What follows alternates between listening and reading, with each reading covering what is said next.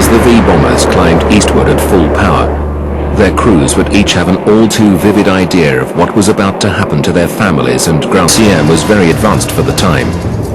The previous year, V-bombers had easily got through American defenses in a NATO training exercise. It worked by emitting radio interference or noise designed to jam Soviet radar. At that time, the Soviets placed great emphasis on controlling their fighter operations rigidly from the ground. Their pilots were instructed where to go, when to change height, and when to fire.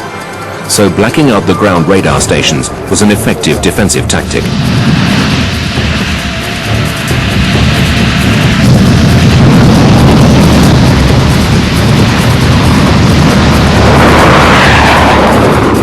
Soviet controllers would attempt to position a fighter no more than 5 miles behind the bomber, allowing the pilot to make visual contact. 4 VHF channels were used to communicate with fighter aircraft. V-bombers were equipped with a jammer that transmitted a high-pitched screech on those frequencies. In spite of these defenses, some fighters would inevitably get through. The V-bomber crews then had to rely on maneuvers to try to avoid being shot down. The Vulcan in particular was very adept at this. In the very thin air at high altitude, its large wings were still extremely efficient, allowing it to outturn any attacking fighter. If air-to-air missiles were fired, the final resort would be to release bundles of tiny foil strips. This would confuse the fighter's radar guidance system.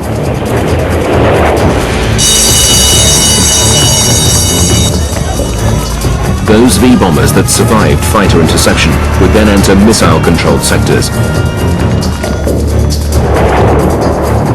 With blue steel still not ready, the bombers were equipped only with free-fall Yellow Sun H-bombs and would have to fly all the way to their targets, right through these SAM zones.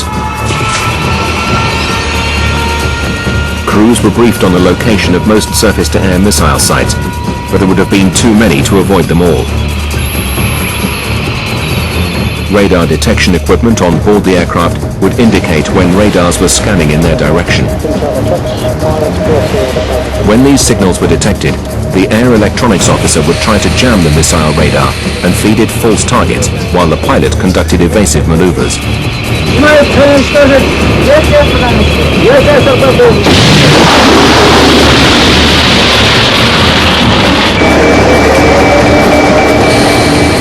The main Soviet SAM missile needed 60 seconds of unjammed data to lock on.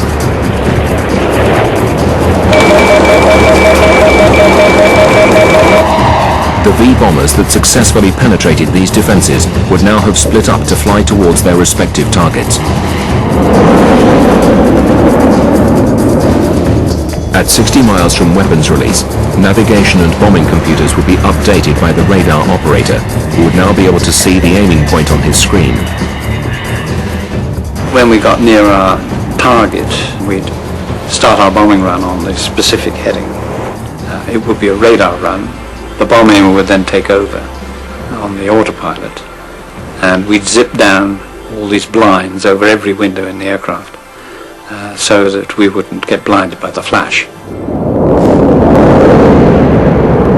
2 miles short of the target, bomb doors would automatically open.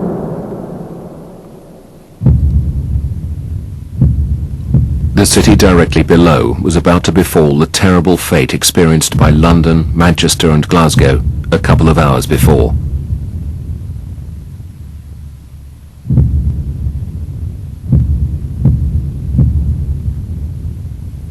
In an instant, the temperature at ground zero would have risen to 1 million degrees centigrade. A crater of a mile wide and 150 feet deep would have been gouged out. Underneath the 2 mile wide fireball, all structures and anybody in them would have been vaporized.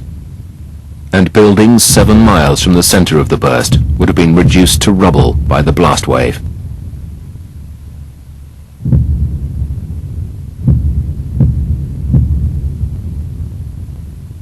The bomber had just over 1 minute to get clear. The escape maneuver employed was aerobatic. 2 slacker turn would be useless, as all anti-blast measures required the aircraft to be tail on to the explosion. After this, crews were expected to try to get home. They were even given return routes that were every bit as detailed as the outbound legs.